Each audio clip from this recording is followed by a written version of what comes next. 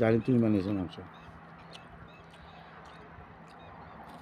কি বানাগা টেস্ট কি এলে বানাগা হলো মাংসের কষা,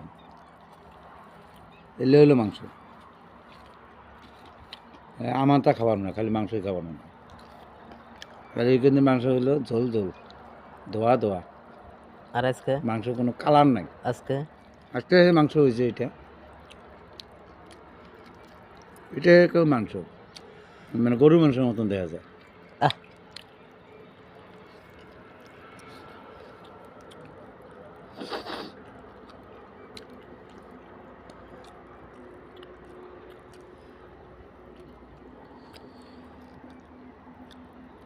মানুষ তো বাড়িতে গেছে, হুম যেগুলো করি না অফ করে।